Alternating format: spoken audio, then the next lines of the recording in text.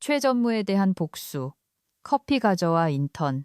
그 목소리는 단순히 방을 가로지르는 게 아니었다. 마치 기름 유출처럼 마호가니 테이블 위를 미끌거려 왔다.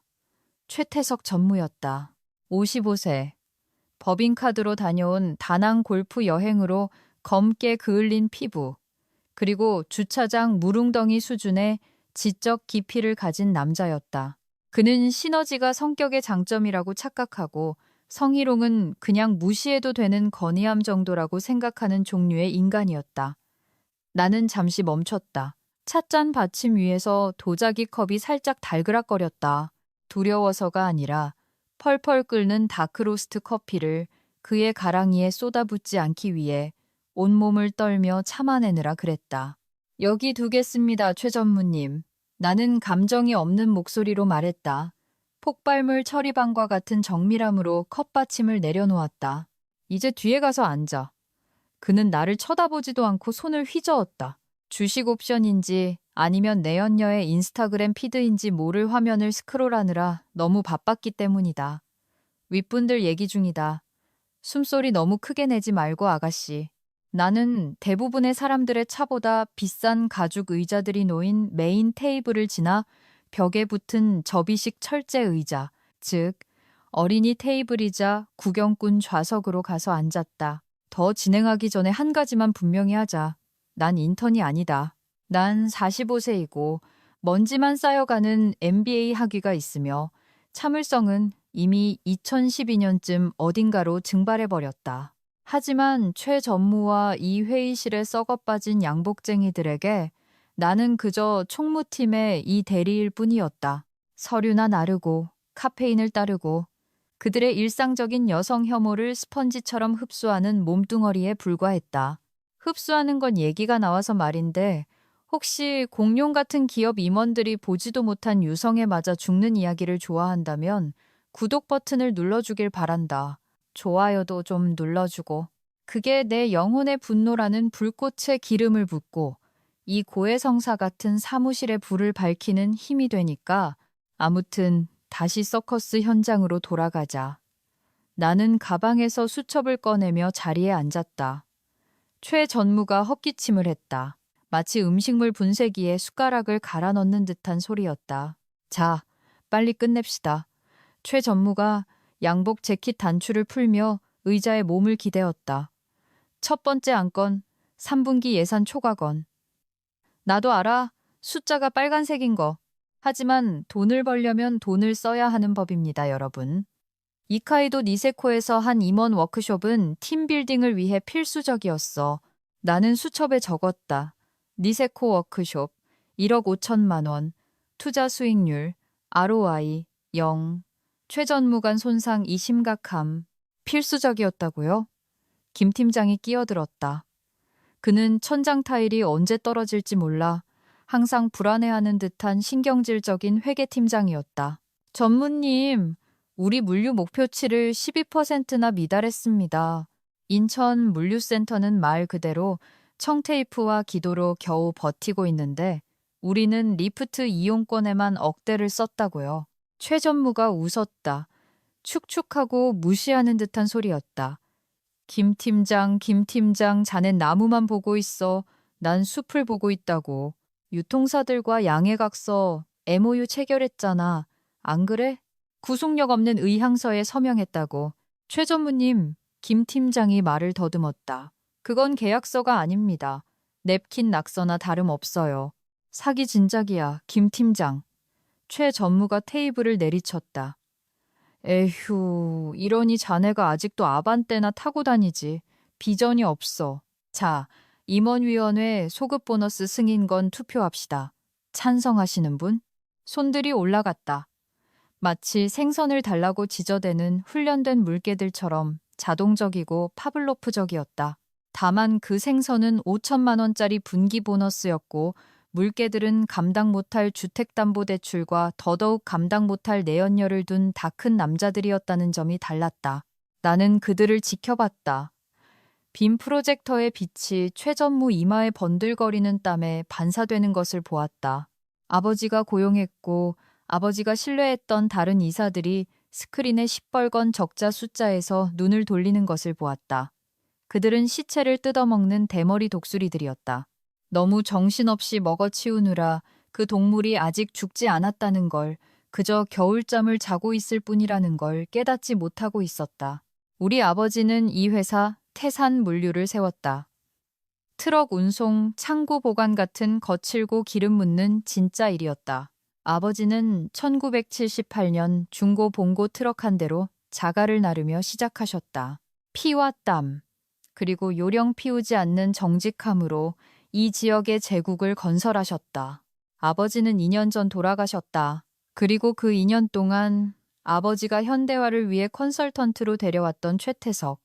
이 남자는 회사를 자신의 개인 돼지 저금통으로 만들어버렸다. 그들은 내가 그저 경영권에는 관심 없는 딸이라고 생각했다. 사업할 머리가 없어서 말단 분석가 일이나 맡은 조용한 아이인 줄 알았다.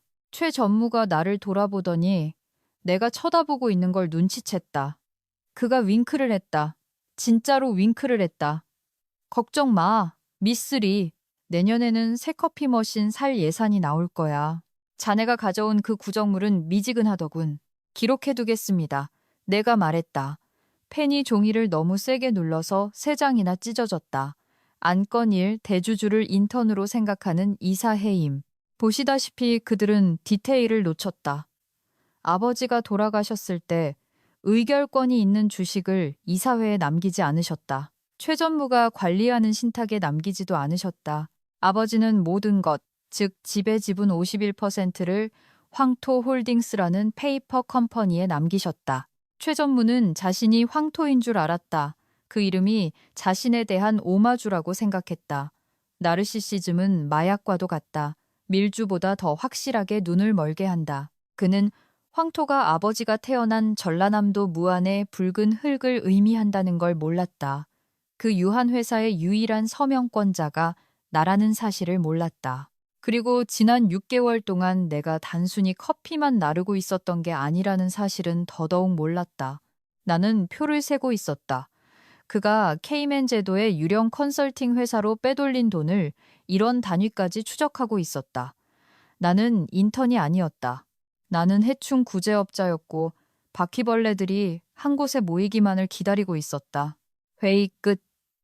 최 전무가 롤렉스 시계를 확인하며 선언했다. 삼시의 티오프야. 차 대기시켜놔. 여러분.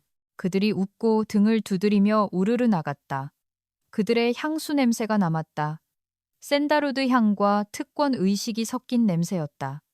나는 철제 의자에 그대로 앉아 있었다. 방이 텅 빌 때까지 기다렸다. 먼지처럼 내려앉는 침묵을 즐겼다. 그때 문이 삐걱거렸다. 한 남자가 남아 있었다. 박 이사님, 이사회 최고령 멤버였다. 그는 커피포트로 걸어가 찌꺼기를 컵에 따르더니 나를 쳐다봤다. 웃지도 않았고 비웃지도 않았다. 커피 괜찮은데 미쓰리가 탄 건 항상 그렇지. 감사합니다, 박 이사님. 그가 트럭들을 팔아치울 거야. 박 이사가 블랙커피를 응시하며 말했다. 다음 달에 청산 전문 기업이랑 이야기 중이더군. 자산 경량화 물류로 전환하겠다고 하는데 그건 운전기사들을 다 해고하고 우리 소유가 아닌 트럭을 빌려 쓰겠다는 뜻이지. 알고 있어요. 내가 말했다. 자네 아버지가 살아계셨다면 그놈을 벽에다 처박아 버렸을 텐데 박 이사가 중얼거렸다. 아버지는 싸움꾼이셨죠, 이사님. 나는 일어서서 치마를 펴며 말했다. 전 아니에요. 박 이사가 나를 쳐다봤다. 정말로 몇 년 만에 처음으로 나를 제대로 쳐다봤다. 아니, 자넨 아니지. 자넨 뭔가 다른 사람이야. 전 그냥 인턴인걸요. 나는 더러운 컵들이 담긴 쟁반을 들며 말했다. 하지만 박 이사님, 그래? 아직 주식 팔지 마세요.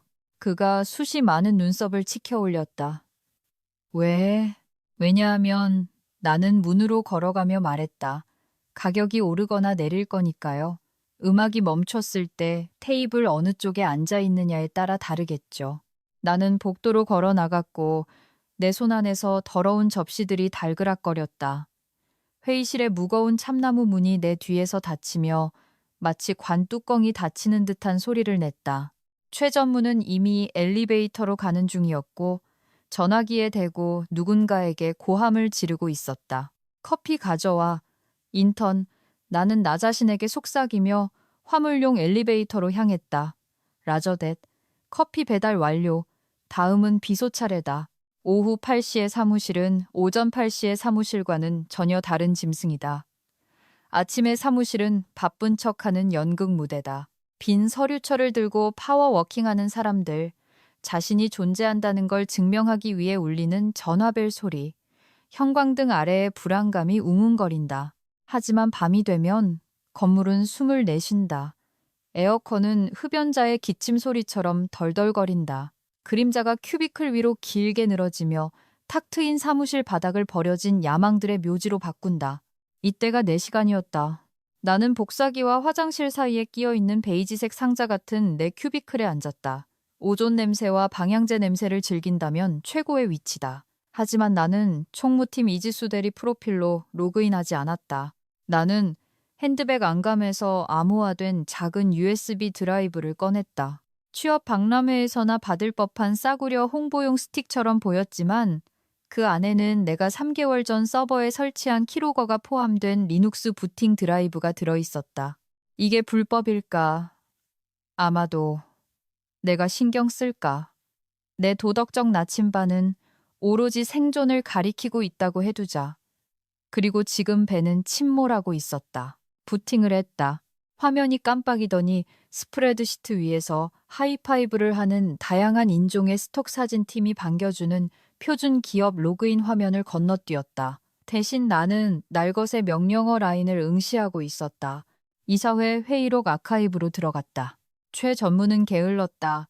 그게 그의 치명적인 결함이었다. 그는 도둑질을 숨기지 않았다. 그저 사람들이 찾아보지 않도록 지루하게 만들었을 뿐이다. 횡령 사실을 낙타도 탈수 증세를 일으킬 만큼 건조한 문서들 속에 파묻어버렸다. 어디 무슨 짓을 했나 볼까. 이 미꾸라지 같은 자식. 나는 비유적인 담배에 불을 붙이며 중얼거렸다. 5년 전에 담배를 끊었지만 머릿속에서는 항상 말보로 레드를 세모금째 빨고 있었다. 2분기 재량 지출 PDF라는 파일을 열었다. 4페이지. 에이펙스 솔루션 컨설팅 비용 500만 원. 12페이지. 에이펙스 솔루션 전략 자문 유지비 6경만 원. 28페이지. 기타 물류 조정비 에이펙스 솔루션 200만 원. 2주 전 에이펙스 솔루션에 대한 신원 조회를 마쳤다. 등록된 주소는 경기도 외곽의 한 상가 건물 사서함이었고 바로 옆에는 금리 매입하는 곳과 전자담배 가게가 있었다. 대표이사 이름은 장태일이었다. 농담이 아니다. 그는 자신의 페이퍼 컴퍼니 이름에 영화 파이트 클럽에 타일러 더든을 연상시키는 가명을 쓸 정도로 오만했다. 분노가 다시 타올랐다. 유리를 삼키는 것처럼 뜨겁고 날카로웠다. 단순히 돈 때문이 아니었다. 무례함 때문이었다. 내 마음은 장례식대로 돌아갔다. 비가 오고 있었다. 당연히 그래야지. 뼛속까지 스며드는 진부한 한국의 장마였다. 최 전무는 단상에 서서 가짜 눈물을 글썽이며 우리 아버지가 얼마나 선구자였는지 떠들었다. 나는 그 후 무덤가에 서서 진흙이 구두 뒤꿈치를 잡아당기던 것을 기억했다. 아버지는 강한 사람이었다. 잔인하진 않았지만 강했다. 돌아가시는 날까지 손에 굳은 살이 박여 있었다. 아버지는 내게 늘 말씀하셨다. 지수야, 세상에는 두 종류의 사람이 있다. 집을 짓는 사람과 외풍이 든다고 불평하는 사람. 돌아가시기 일주일 전 아버지는 나를 서재로 불렀다. 방에서는 오래된 종이 냄새와 파이프 담배 냄새가 났다. 가죽 의자에 앉은 아버지는 작아 보였다. 혼자서 변속기 블록을 들어올리던 남자를 암이 깎아내버린 것이다. 그들이 올 거다 지수야. 아버지가 캑캑거렸다. 독수리 같은 놈들, 최전무, 은행놈들. 넌 여자고 조용하니까 약하다고 생각할 게다. 전 약하지 않아요, 아빠. 나는 아버지의 손을 잡으며 말했다. 마른 양피지 같은 느낌이었다. 안다. 아버지가 놀라울 정도로 강하게 손을 맞잡았다. 하지만 나처럼 싸우지는 마라. 난 망치를 썼지만 넌 메스를 써라. 진짜 힘은 잉크로 쓰인 게 아니란다. 아가, 구조 속에 숨겨져 있지. 정관에 각주에 숨어 있어. 거기서 놈들을 죽이는 거야. 아버지는 내게 무겁게 제본된 문서를 건네주셨다. 1978년의 원본법인 정관이었다. 제14조를 읽어라. 아버지가 속삭였다. 그리고 방아쇠를 당길 준비가 될 때까지 아무에게도 말하지 마라. 다시 어두운 사무실로 돌아와 나는 최전무의 횡령창을 최소화하고 그 오래된 문서의 스캔본을 열었다. 제14조 비상지배구조 프로토콜은 대부분의 변호사들이 대충 훑어보고 지나칠 빽빽한 법률 용어였지만 쉬운 말로 번역하면 이러했다. 현직 대표이사의 문서화된 배임 및 횡령 혐의가 있을 시 의결권 주식의 15% 이상을 소유한 주주는 이사회 동의 없이 단독으로 비상주주총회를 소집할 수 있으며 48시간 전에 통지해야 한다. 최 전무는 이사회를 장악하고 있으니 안전하다고 생각했다. 내가 어떤 안건을 내놓든 부결시킬 수 있다고 생각했다. 하지만 제14조는 이사회를 완전히 우회했다. 주주들에게 직행하는 것이다.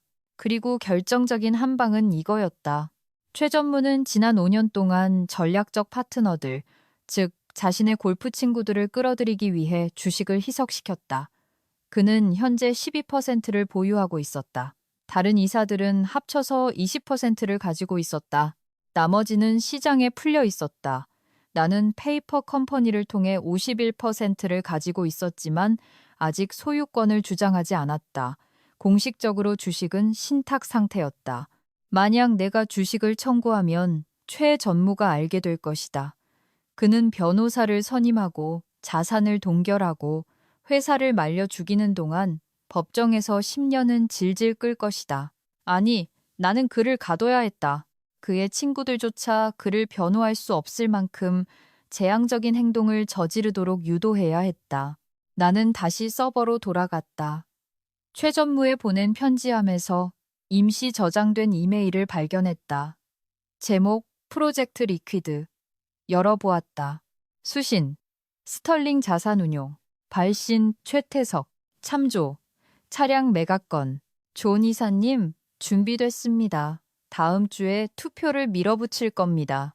운송 부문을 고철값에 매각하고 차량을 리스백하는 조건으로 즉각적인 현금을 확보해서 분기 보고서가 나오기 전에 임원진 성과급으로 챙길 겁니다. 인턴급 이사회 놈들은 뭐가 닥친 건지 모를 겁니다. 화요일에 점심하시죠. 속이 뒤집혔다. 그는 단순히 횡령만 하는 게 아니었다. 생선의 배를 가르고 있었다. 트럭 부문을 매각한다는 건 아버지가 세운 회사의 끝을 의미했다. 400명의 운전기사를 해고한다는 뜻이었다. 그것은 종말이었다. 고철값이라 내가 속삭였다. 시간을 확인했다. 오후 9시 45분. 곧 청소 용역팀이 2층으로 올 것이다. 이메일을 저장했다. 에이펙스 솔루션 송장을 인쇄했다. 나는 그것들을 맨 아래 서랍에 보관하던 빨간 폴더에 넣었다. 인터넷 커피 심부름은 끝났다. 이제 독을 섞을 시간이었다. 로그아웃하고 USB 드라이브를 뽑은 뒤 물티슈로 키보드를 닦았다.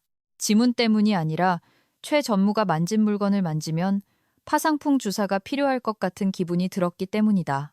엘리베이터로 걸어가는데 휴대폰이 진동했다. 회사 포털 알림이었다. 다음 이사회 안건 추가. 물류사업부 구조조정. 그가 움직였다. 방아쇠를 당기고 있었다. 그래, 최 전무 빈 엘리베이터에 대고 말했다. 데몰리션, 더비 파괴 경주를 하고 싶다 이거지? 어디 한번 해보자고. 로비 버튼을 눌렀다. 엘리베이터가 내려가자 내 위장도 함께 떨어지는 느낌이었다. 두려움이 아니라 기대감이었다. 롤러코스터가 첫 번째 하강 구간을 향해 비명을 지르며 내려가기 직전의 그 느낌. 나는 아군이 필요했다. 자금을 움직여야 했다. 그리고 이 모든 것을 내 라떼아트 실력이 수준급임을 유지하면서 해내야 했다. 화요일 아침 탕비실에서는 후회와 탄 베이글 냄새가 났다.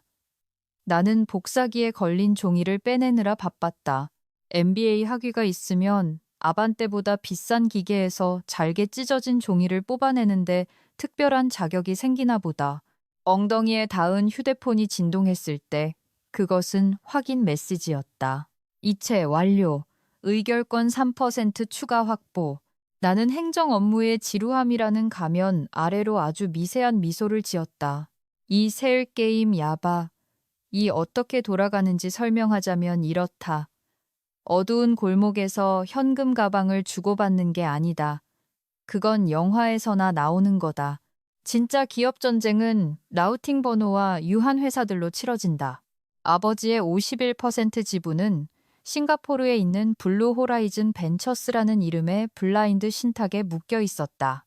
만약 내가 이걸 한꺼번에 내 한국 법인인 황토홀딩스로 옮기면 금융감독 원공시에 대규모 경고가 뜰 것이다.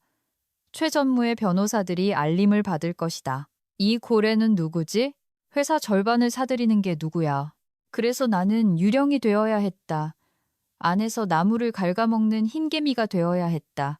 이미 6개월 전에 레이더망에 걸리지 않게 15%를 옮겨놨다. 하지만 핵 옵션인 제14조를 발동하려면 거대한 적대적 세력 하나가 아니라 서로 관계없는 투자자들이 몰려드는 것처럼 보이는 거래의 폭주가 필요했다. 자리에 돌아와 엑셀 파일을 열었다. 케이터링 주문서처럼 생겼지만 사실은 내 작전 지도였다. 지난주에 3개의 새로운 유한 회사를 만들었다. 1. 일출 물류 파트너스. 낙관적으로 들리지 않나? 2. 인천 화물 솔루션. 지루하고 평범해서 묻어가기 좋다. 3. 코스모엔 어소시에이츠. 사인필드의 크레이머에 대한 오마주다. 적들을 파멸시키면서 웃을 수 없다면 무슨 소용인가? 나는 싱가포르 신탁의 남은 주식을 이 세 개의 양동이에 옮겨 담고 있었다. 일출의 12%, 인천 화물의 12%, 코스모의 12%. 최 전무에게는 무작위적인 시장 움직임처럼 보일 것이다. 아마 청산 소문 때문에 투기 세력이 붙었다고 생각하겠지. 그는 나를 보지 못할 것이다. 그는 시장에 관심을 볼 것이다. 그의 에고는 투자자들이 몰려드는 게 자신이 천재 CEO라서 그렇다고 속삭일 것이다. 이 대리, 최 전무의 비서이자 스트레스 받은 치와와 같은 성격을 가진 박 과장이 내 큐비클 벽 너머로 고개를 내밀었다. 전무님이 점심 미팅 때 쓸 업데이트된 손익계산서 필요하대. 그리고 세탁물 왜 아직 안 왔냐고 묻으신다. 손익계산서는 메일함에 있어요, 과장님. 나는 눈을 맞추며 20억 원의 전신 송금을 승인하는 명령어를 입력했다. 그리고 세탁물은 프런트 데스크에 있다고 1시간 전에 말씀드렸는데요. 가서 다시 말해. 전무님 스트레스 받으셨어. 스트레스요. 내가 건조하게 반복했다. 그렇군요. 엔터를 쳤다. 돈이 움직였다.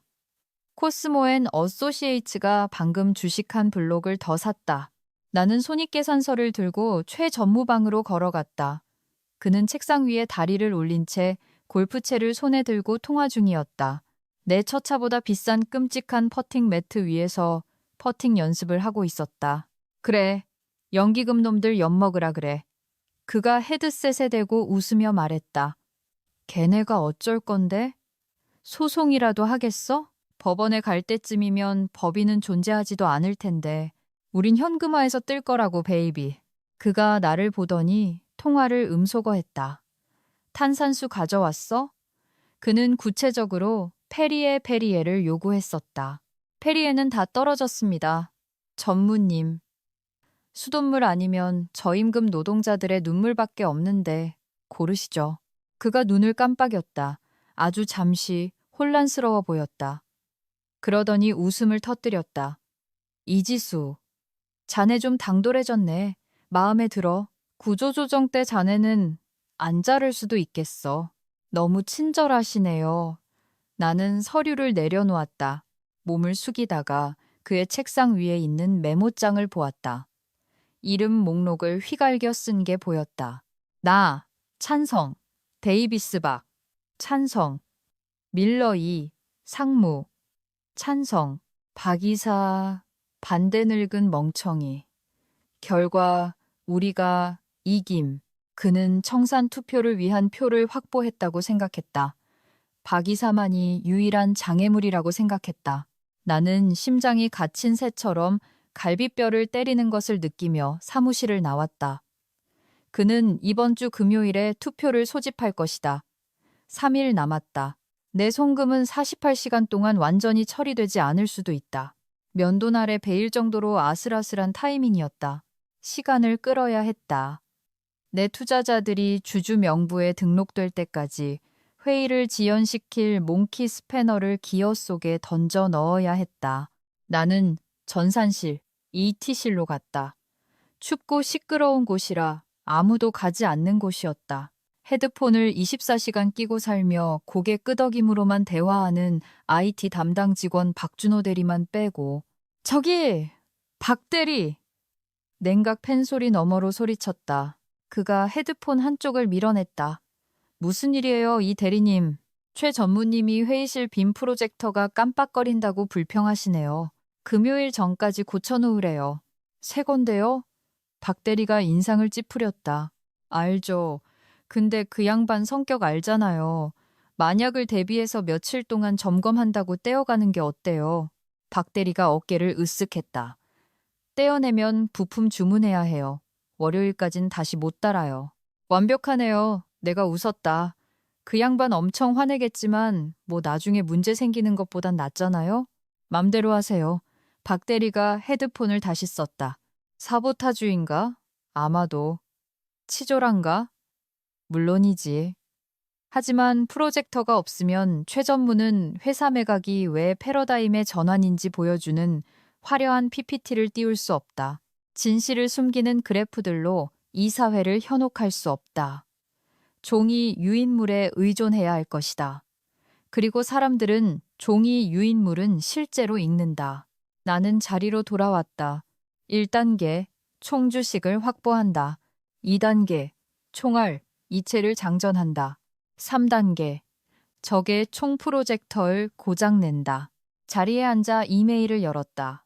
일출 물류 파트너스 알림. 거래 보류 중. 예상 완료 시간. 목요일 밤 11시 59분. 금요일 아침 회의. 목요일 밤 처리 완료. 나는 화물기차와 치킨 게임을 하고 있었고 내가 탄 건 외발 자전거였다. 하지만 외발 자전거에 장점이 있다. 방향 전환이 쉽다. 기차는 못한다. 야, 이지수. 최 전무가 사무실에서 소리쳤다. 내 페리에 어디 갔어? 가고 있습니다, 전무님. 나는 부동액처럼 달콤한 목소리로 대답했다. 냉장고에서 싸구려 탄산수 한 병을 꺼내 라벨을 떼어내고 그의 사무실로 걸어갔다. 마음껏 즐겨, 최태석. 나는 생각했다. 당신은 곧 소화하기 훨씬 힘든 걸 삼키게 될 테니까. 연례 주주총회 갈라 파티는 도심의 신라 호텔에서 열렸다. 우리는 돈이 너무 많아서 어떻게 써야 할지 모릅니다 라고 외치는 듯한 행사였다.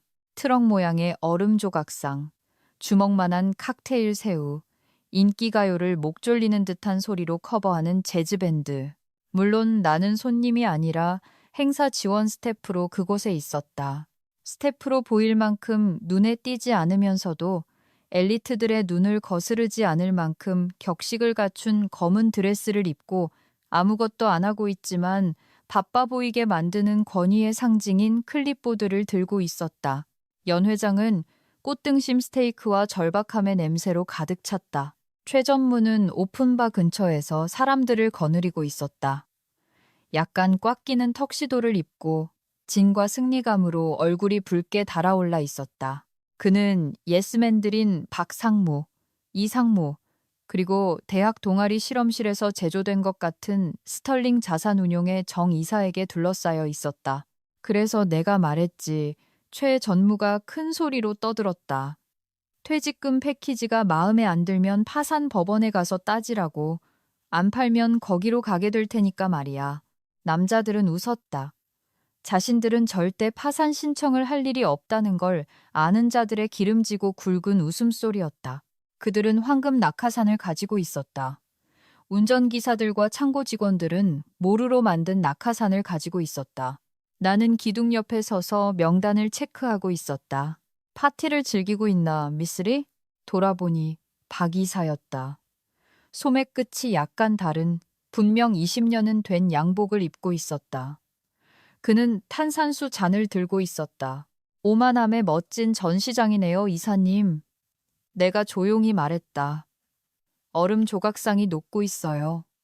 우리의 유동성처럼요. 박 이사가 어둡게 웃었다. 내일 아침에 투표를 발표한대. 프로젝터 고쳐지는 걸 못 기다리겠나 봐. 발표 자료를 광택지에 인쇄했더군. 돈 좀 썼어. 당연히 그랬겠죠. 계획은 있는 건가, 미쓰리? 박 이사의 목소리가 속삭임으로 줄어들었다. 이 남자들을 보고 있으면 총사령 집행대가 보여. 그리고 벽에 서 있는 건 우리고. 계획이 있습니다. 내가 말했다.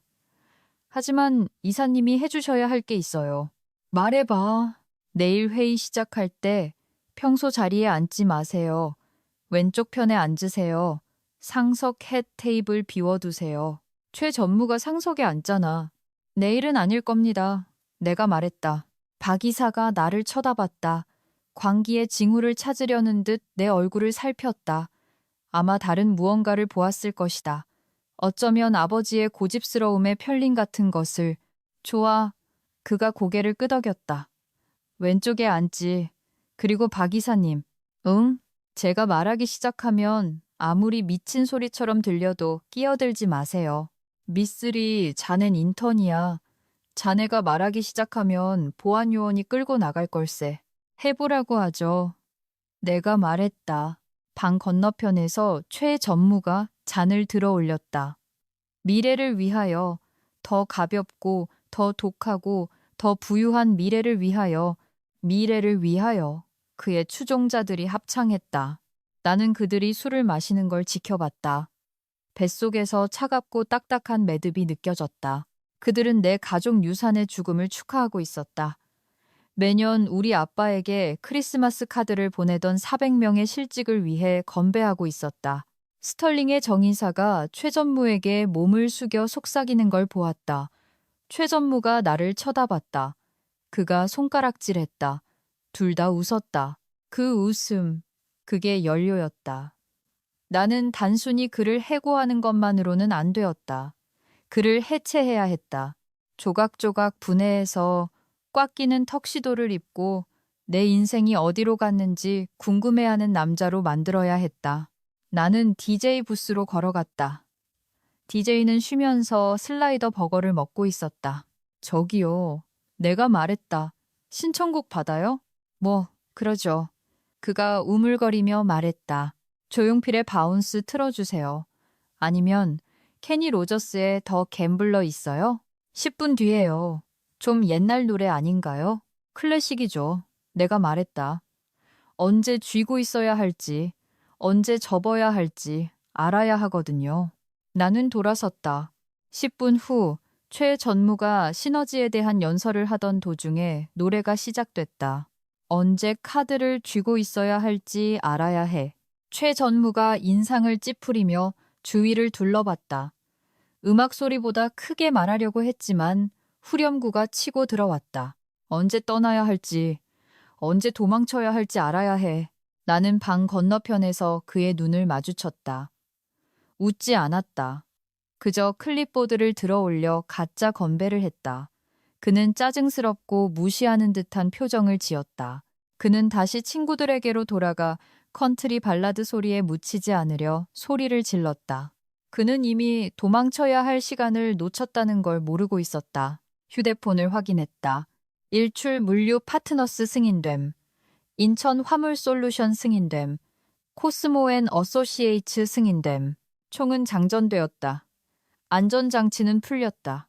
나는 노래가 끝나기 전에 파티장을 나왔다. 할 일이 있었다. 빨간 폴더를 준비해야 했고 블라우스 다림질을 해야 했다. 내일은 단순한 회의가 아니었다. 처형식이었다. 잠을 자지 않았다. 잠은 기업 쿠데타를 계획하지 않는 사람들이나 자는 거다. 대신 나는 따뜻한 토너 냄새와 정의의 냄새가 나는 종이 더미에 둘러싸여 거실에서 밤을 보냈다. 내 아파트는 소박하다.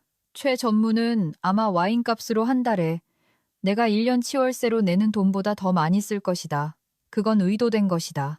아버지는 내게 부푸는 소리 지르지만 진짜 부는 속삭인다고 가르쳐 주셨다. 나는 너무 조용히 속삭여서 거의 마임 배우 수준이었다. 빨간 폴더가 커피 테이블 위에 펼쳐져 있었다. 사실 빨간색은 아니었다. 표준 황색 서류 봉투였지만 앞면에 빨간 매직으로 안건이라고 휘갈겼었다. 안 안에는 3가지 문서가 있었다. 1. 주주 명부. 오늘 새벽 4시 기준 업데이트. 5. 황토홀딩스. 15%스. 5. 일출 물류. 나. 12%. 5. 인천 화물. 5. 12%. 5. 코스모 앤 어소시에이츠. 나. 12%. 5박 2사. 5%. 5총 지배 지분 56%. R. 최태석 보고서. 최 전무의 법인 카드 사용 내역에 대한 20페이지짜리 법의학적 부검 결과. 나는 의심스러운 모든 거래를 분류했다. O 유형 A. 사기 유령 컨설팅 회사. O 유형 B. 중대한 과실. 콰이도 여행. O 유형 C. 그냥 쓰레기 같은 행동. 이혼 변호사 비용을 회사 자금으로 지불. 3. 결의안. 내가 미쳤다고 생각하면서도 수임료는 꼬박꼬박 챙기는 변호사가 작성한 한 장짜리 문서. 5. 이사회 의장 해임, 건, 귀책 사유. 5. 고용계약 즉시 해지건. 5. 임시대표이사 이지수 선임건. 슬프게도 아이유와 관계없음. 주주 명부를 집어들었다. 56%. 아름다운 숫자였다. 대형 망치였다. 하지만 하나가 더 필요했다. 도덕적 명분이 필요했다. 새벽 6시. 나는 도시 외곽의 기사식당으로 차를 몰았다. 메뉴판은 코팅되어 끈적거리고 커피 맛은 배터리 산 같은 그런 곳이었다. 구석자리에 최 할머니가 앉아 계셨다. 70세인 그녀의 남편은 우리 아버지의 초기 트럭 기사 중 한 분이셨다. 그녀는 회사 주식의 0.05%를 가지고 있었다. 아버지가 초기 직원들에게 준 선물이었다. 최 전무는 지난주에 그녀에게 헐값에 주식을 팔라고 제안했었다. 파산의 수고를 덜어드리기 위해서라고 말했다고 한다. 지수야. 할머니가 주름진 휴지 같은 피부를 접으며 미소 지으셨다. 피곤해 보이는구나, 아가. 괜찮아요, 할머니. 서류 가져오셨어요? 그녀는 커다란 핸드백에서 위임장 양식을 꺼냈다. 그 남자, 최 전무인가 뭔가 하는 양반이 어제 또 전화했어. 안 팔면 월요일엔 주식이 휴지 조각이 될 거라고 하더구나. 거짓말이에요, 할머니. 제가 알아요. 그녀가 말했다. 내 아버지는 거짓말쟁이를 고용하지 않았어. 눈을 똑바로 쳐다보는 사람들을 고용했지. 그녀가 종이를 톡톡 쳤다. 서명했다. 내 의결권 대리 행사를 너에게 맡기마. 그 페이퍼 컴퍼니 말고 너에게. 감사합니다. 가서 혼쭐을 내줘라, 아가. 박 씨를 위해서. 박 씨는 그녀의 남편이었다. 10년 전 트럭 운전석에서 심장마비로 돌아가셨다. 나는 종이를 받았다. 0.05%가 중요한 게 아니었다. 수학적인 계산에 필요한 게 아니었다.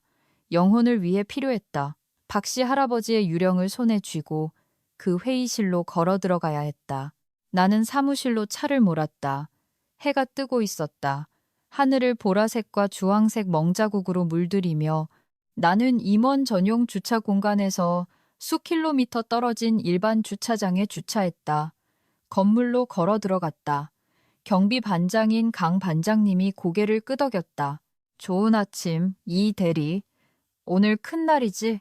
엄청 큰 날이죠, 반장님. 저 부탁 하나만 들어주실래요? 뭔데? 나중에 최 전무가 누구 끌어내라고 전화하면 그가 누구를 가리키고 있는지 꼭 확인하세요. 강 반장이 웃었다. 한판 붙을 작정인가? 비슷해요. 나는 임원층으로 올라갔다. 고요했다. 포격 개시 전의 정적이었다. 나는 빨간 폴더를 이사회 테이블 끝 최 전무 자리 맞은편에 놓았다. 그리고 탕비실로 가서 신선한 커피를 내렸다. 세상이 불타는 걸 구경하려면 카페인이 필요하니까. 오전 8시 45분 엘리베이터 벨이 울렸다. 그가 걸어 들어왔다. 숙취가 있어 보였다. 눈은 부어 있었고 구강청결제와 후회의 냄새가 났다. 커피? 그가 걸음을 멈추지 않고 지저댔다. 워머 위에 있습니다. 전무님, 내가 말했다. 좋아. 회의실 세팅에 자리마다 유인물 놓고 타이레놀 2알 가져와. 네, 알겠습니다. 나는 회의실로 들어갔다. 최 전무의 번지르르한 청산 계획서를 자리마다 놓았다. 그리고 그 아래에 종이 한 장을 밀어 넣었다. 안건. 이사의 충실 의무 검토. 파묻혀 있어서 메인 자료를 들추기 전까진 보이지 않을 것이다. 나는 상석에 섰다. 가죽 의자를 손으로 쓸었다. 오늘은 안 돼, 태석 씨. 내가 속삭였다. 오늘은 인턴이 여기 앉는다. 복도에서 말소리가 들렸다. 이사들이 도착하고 있었다. 쇼타임이다. 회의실은 평소의 등장인물들로 채워졌다. 30초마다 시계를 보며 요트 위에 있기를 바라는 박상무. 테이블 아래서 미친 듯이 문자를 보내는 이상무. 피냄새를 맡은 상어처럼 보이는 스털링의 정이사. 그리고 박 이사님. 지팡이에 의지해 천천히 걸어 들어왔다. 테이블을 보았다. 이름표를 보았다. 최 전무의 카드는 상석에 있었다. 내 카드는 어디에도 없었다. 박 이사가 나를 보았다. 나는 아주 미세하게 고개를 끄덕였다. 그는 자신의 오른쪽 자리를 지나쳐 왼쪽 편에 앉았다. 테이블 반대편 끝, 말석을 비워둔 채로. 박 이사님, 자리 잘못 앉으셨는데요. 최 전무가 서류 뭉치를 쾅 내려놓으며 호통쳤다. 나이 드시더니 기억력이 오락가락하시나. 그냥 경치 좀 바꿔보고 싶어서 그러네, 최 전무. 박 이사가 거친 목소리로 말했다. 마음대로 하세요. 자, 시작합시다. 11시에 일정이 있어서 딱 끝내야 해요. 점심 약속이 있거든요. 당신은 항상 점심 약속이 있지. 나는 생각했다. 나는 커피포트를 들고 사이드보드 옆에 서 있었다. 투명 인간처럼. 자, 최 전무가 일어섰다. 아시다시피 우리는 오늘 차량 자산의 전략적 매각을 논의하기 위해 모였습니다. 스털링 측에서 매우 관대한 제안을 해왔습니다. 떨이 판매겠지. 박 이사가 끼어들었다. 전략적 재조정입니다. 최 전무가 얼굴을 굳히며 정정했다. 이보세요. 업계가 변하고 있습니다. 우리는 물량으로 대기업과 경쟁할 수 없어요. 민첩해져야 합니다. 자산 경량화 말입니다. 우린 운송회사야, 최 전무. 박 이사가 말했다. 트럭이 없으면 우린 그냥 박스나 옮기는 영광스러운 여행사에 불과해. 우린 물류 솔루션 제공 업체입니다. 최 전무가 비웃었다. 세상에, 아직도 80년대에 갇혀 계시는군요. 어쨌든 표는 확보했습니다.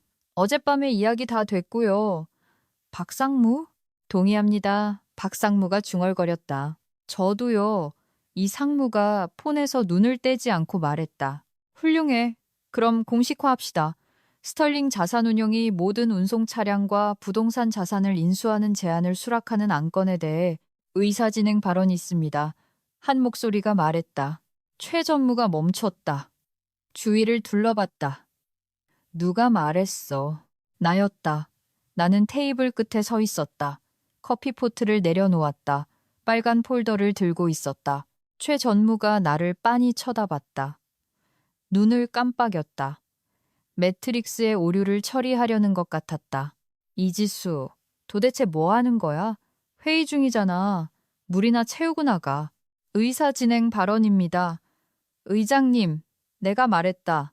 목소리는 크지 않았지만 안정적이었다. 탱크를 몰고 다리 위를 지나가기 전에 구조적 안전성을 확인한 사람의 목소리였다. 당신은 비서야. 최 전무가 웃었다. 신경질적인 짖는 소리 같았다. 당신한텐 발언권이 없어. 직무기술서나 있지. 지금 그거 위반하고 있는 거야. 보안 불러. 그가 전화기로 손을 뻗었다. 그러지 않으시는 게 좋을 겁니다. 내가 말하며 긴 마호가니 테이블 위로 서류를 밀었다. 서류는 윤이 나는 표면을 미끄러져 그의 앞에 정확히 멈췄다. 이게 뭐야? 그가 집어들지 않았다. 그건 내가 말했다. 공증된 의결권 대리 행사 위임장입니다. 구체적으로 말하자면 이 회사의 발행 의결권 주식 56%를 대표하고 있죠. 방이 조용해졌다. 차 사고 직후 비명이 시작되기 전 들리는 종류의 침묵이었다. 스털링의 정이사가 눈을 가늘게 떴다. 무슨 소리야? 최 전무가 종이를 집어들었다. 손이 미세하게 떨리고 있었다. 텍스트를 가늘게 뜨고 보았다. 황토홀딩스. 일출물류. 누구야? 이게 다 누구야? 접니다. 내가 말했다. 저와 최할머니 그리고 박 이사님이 통제하는 법인들이죠. 박 이사가 미소 지었다. 느릿하고 야수 같은 미소였다. 발언권이 있는 것 같은데 최전무. 그의 얼굴이 구릿빛에서 창백하고 병적인 회색으로 변했다.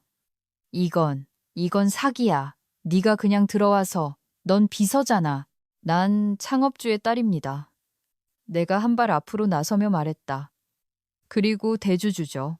그리고 정관 제14조에 따르면 우리 성실하신 의장님께서 읽어보셨을 거라 확신합니다만 저는 현재 안건을 중단하고 새로운 안건을 상정할 권한을 발동합니다. 그렇게 할 수 없어. 박 상무가 일어섰다. 이건 매우 이례적인. 앉으세요, 박 상무님. 내가 쏘아붙였다. 아니면 벽에 빔 프로젝터로 당신 법인카드 감사 내역 띄워버릴까요?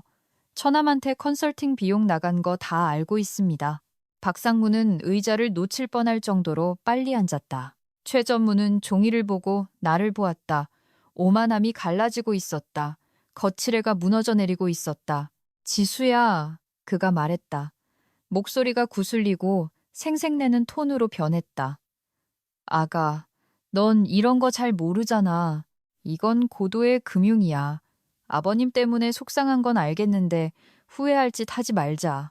아, 후회는 안 해요. 내가 말했다. 이제 막 시작인걸요. 나는 상석으로 걸어갔다. 바로 그 옆에 섰다. 그에게서 공포 냄새를 맡을 수 있었다. 커피 향보다 좋았다. 비켜요. 내가 말했다. 뭐라고? 내 자리에 앉아 계시잖아요. 비키라고요. 그가 이사들을 쳐다봤다. 아무도 움직이지 않았다. 정 이사는 딴청을 피웠다. 박 상무는 큐티클을 연구하고 있었다. 최 전무가 일어섰다. 작아 보였다. 낙하산인 줄 알았던 것이 사실은 모루였다는 걸 깨달은 사람처럼 보였다. 그가 가죽 의자에서 비켜났다. 그의 체온으로 여전히 따뜻했다. 역겨웠다. 승리감처럼 느껴졌다. 안건일, 내가 빨간 폴더를 열며 말했다. 최태석의 해임건. 회의실 공기가 바뀌었다. 더 이상 사교 클럽이 아니었다. 재판장이었다. 나는 상석에 앉아 빨간 폴더를 앞에 펼쳤다. 최 전무는 내가 앉았던 벽 쪽 구석에 서 있었다. 시각적 아이러니가 너무 짙어서 칼로 썰릴 정도였다. 이건 말도 안 돼. 최 전무가 횡설수설하며 발판을 찾으려 했다. 가짜 서류 몇 장 들고 와서 이사회를 납치할 수는 없어. 법무팀 부를 거야. 법무팀은 이미 여기 있습니다. 내가 문 쪽으로 고개를 끄덕이며 말했다. 내 변호사이자 날카로운 눈매를 가진 서 변호사가 걸어 들어왔다. 사람을 때려 눕힐 만큼 무거워 보이는 서류 가방을 들고 있었다.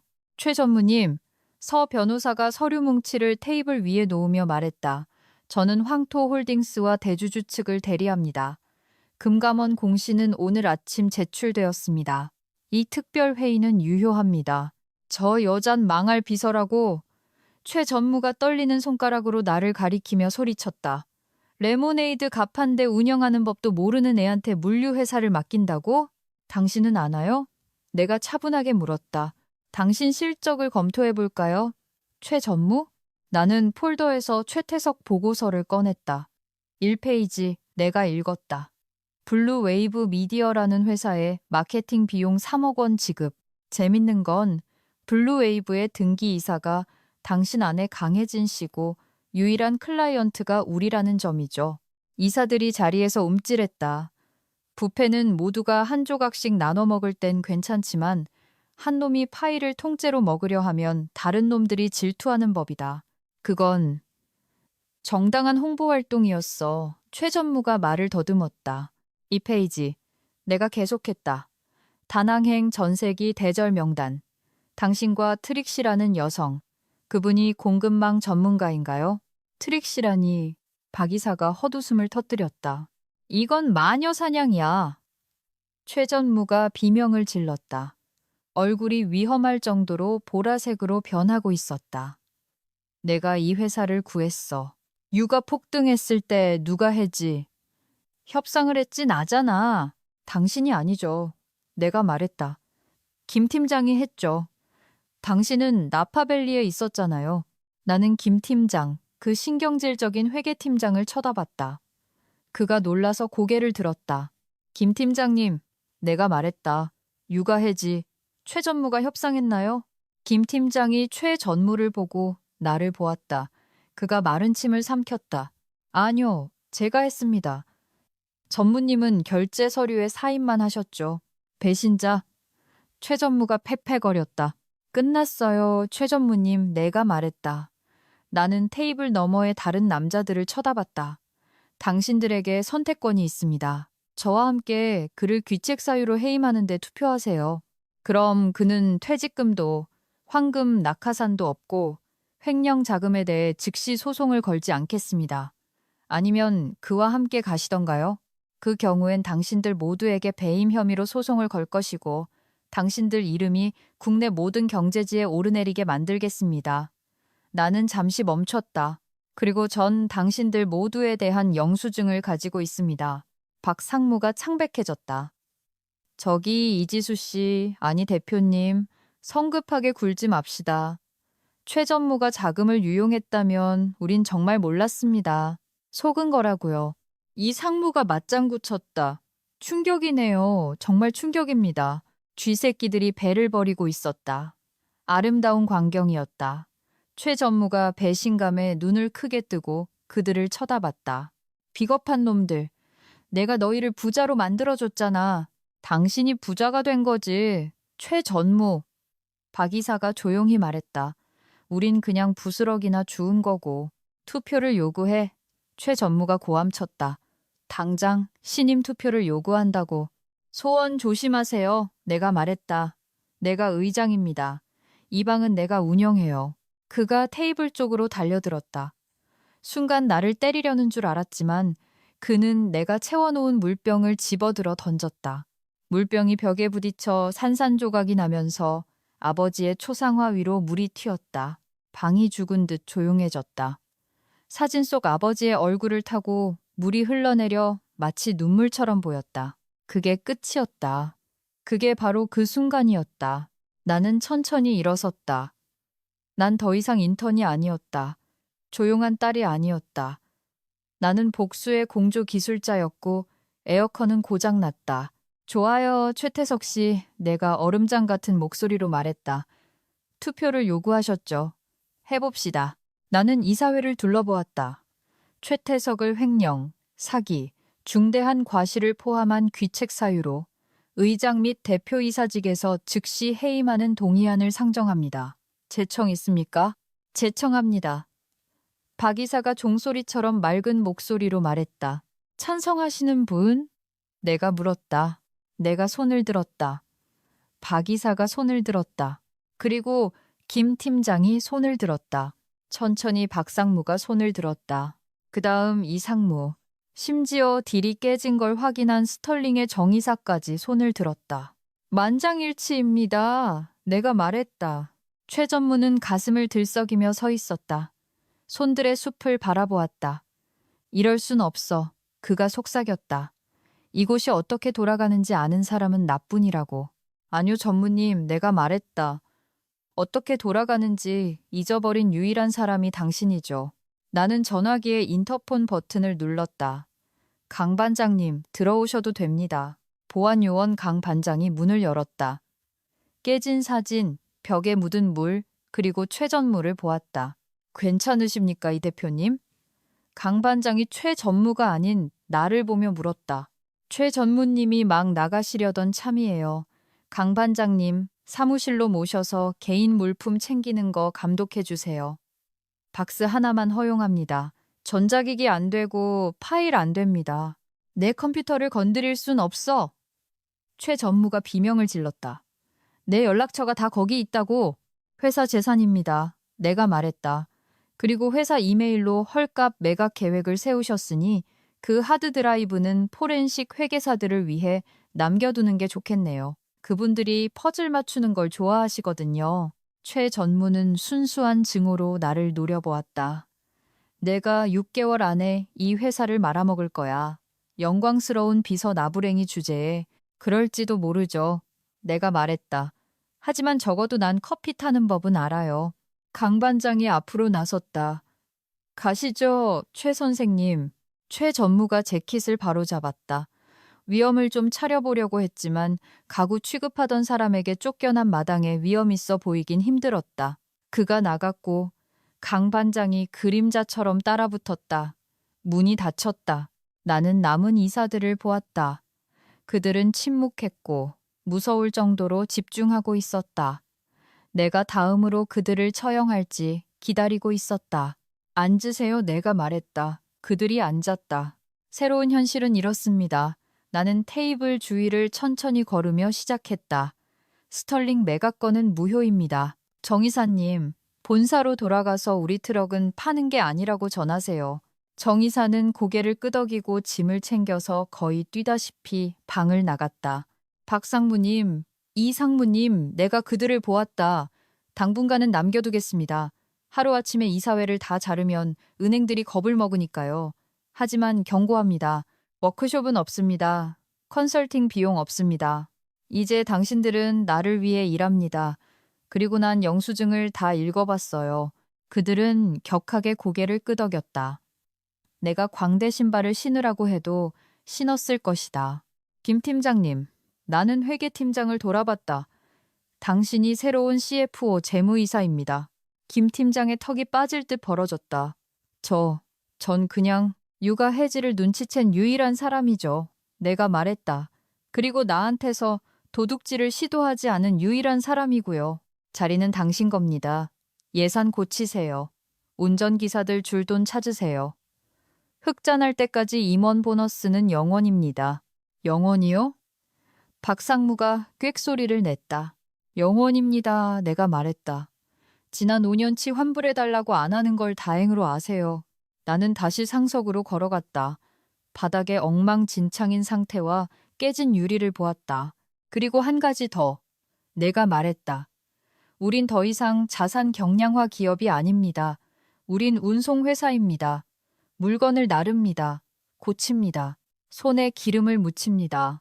흙먼지가 싫다면 문은 저기 있습니다. 아무도 움직이지 않았다. 나는 자리에 앉았다. 지쳤다. 테이블 아래서 손이 미세하게 떨리고 있었다. 승리감이 아니었다.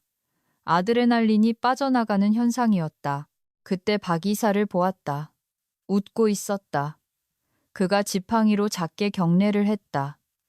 좋은 회의였어, 회장님. 폐회합니다. 내가 말했다. 그들이 모두 나갈 때까지 기다렸다. 시간이 좀 필요했다. 아버지의 초상화로 걸어가 냅킨으로 유리 위에 물을 닦아냈다. 저 메스 쓴 거 맞죠, 아빠? 내가 속삭였다. 아버지는 대답하지 않았다. 실망한 표정도 아니었다. 창밖을 내다보았다. 주차장 아래로 최 전무가 포르쉐로 걸어가는 게 보였다. 작은 라면 박스를 들고 있었다. 조수석에 박스를 던져놓고 차에 타더니 배달 트럭을 칠 뻔하며 급하게 빠져나갔다. 잘 가세요. 내가 말했다. 휴대폰이 진동했다. 박 대리의 문자였다. 빔 프로젝터 고쳤음. 그리고 최 전무 계정 잠갔음. 폰 원격 초기화하려는 거 막았음. 나는 웃었다. 인턴 네트워크는 강력했다. 테이블로 돌아왔다. 내 커피는 식어 있었다.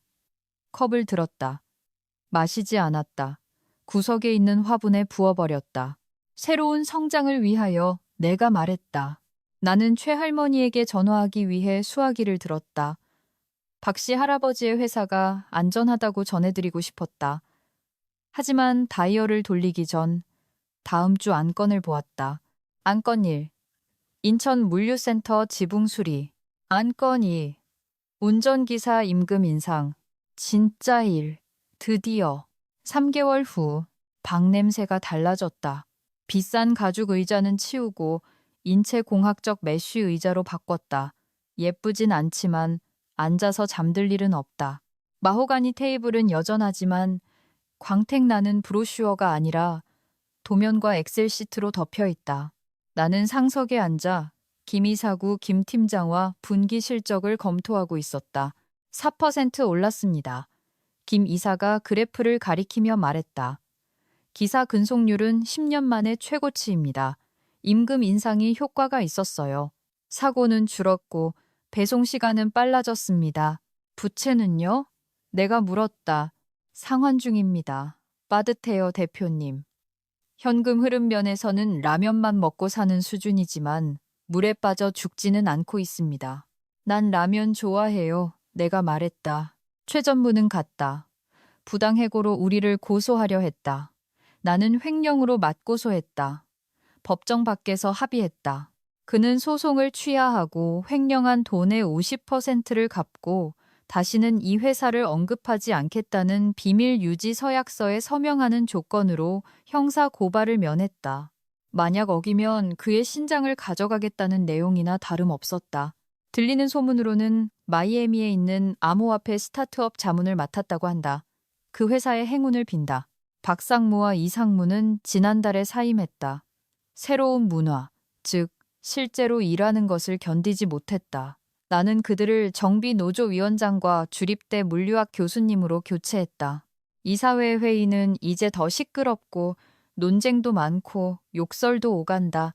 아주 마음에 든다. 박 이사님은 여전히 계신다. 회의 절반은 주무시지만 깨어나시면 보통 우리에게 10억 원을 아껴줄 계획의 허점을 지적해 주신다. 나는 회의실을 나와 탕비실로 내려갔다. 커피 머신이 청청거리고 있었다. 신입 인턴인 민재라는 친구가 필터와 씨름하며 겁에 질려 있었다. 억지로 끼우면 걸려요. 내가 뒤에서 다가가며 말했다. 그가 펄쩍 뛰었다. 아, 죄송합니다, 대표님. 저는 그냥 회의 때 쓸 새 커피 내리려고. 이리 줘요. 내가 말했다. 보여줄게요. 필터 바스켓을 받았다. 걸린 걸 고쳤다. 원두를 부었다. 버튼을 눌렀다. 감사합니다. 민재가 말했다. 대표님 되시기 전에 이거 하셨다고 들었어요. 커피가 포트로 떨어지는 걸 보았다. 검고 뜨겁고 필수적인 것. 난 지금도 이거 해요, 민재 씨. 내가 말했다. 단지 결제 서류에 사인도 같이 할 뿐이죠. 그렇죠. 그가 긴장해서 웃었다. 그리고 민재 씨. 네?